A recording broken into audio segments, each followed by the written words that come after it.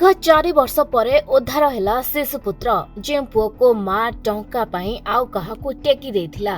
सूचना अनुसार जाजपुर सदर थानार उद्यम क्रमे उद्धार हैला बिक्री होइतिबा शिशुपुत्र जहाकू निजर जन्म कला मां पूजा परिडा 4 वर्ष तले 18,000 टंकारे बिक्री करथिबार अभियोग होइतिला। शिशुर बापा और जेजेमा जिलापाल निकटरे निज शिशु को तार मां बिक्री करथिबा अभियोग परे कार्यानुष्ठान नेइतिला जिला प्रशासन। सदर थाना अभियोग परे उद्धार करिछि सदर पुलिस। उभय मां और शिशुपुत्र को शिशु मंगल समिति हाजर कराइछि पुलिस।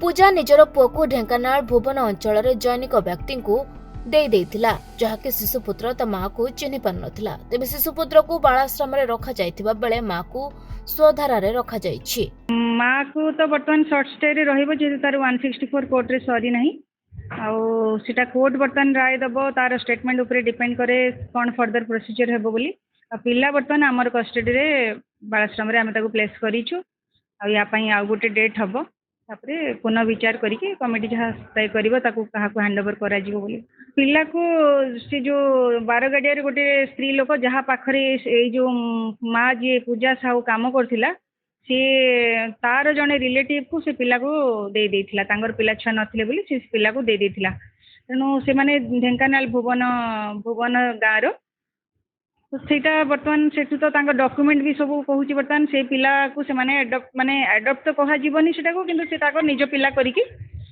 डॉक्यूमेंट गुड़ा भी तांगर नारे करि दैछनी तो देखिबा ता ऊपर आईनगत कोन कार्यानुष्ठान निया जाई परिबो फर्दर हमें सेटा देखिबो। जाजपुर कृष्णचंद्र नायकଙ୍କ रिपोर्ट खबर ओडिशा।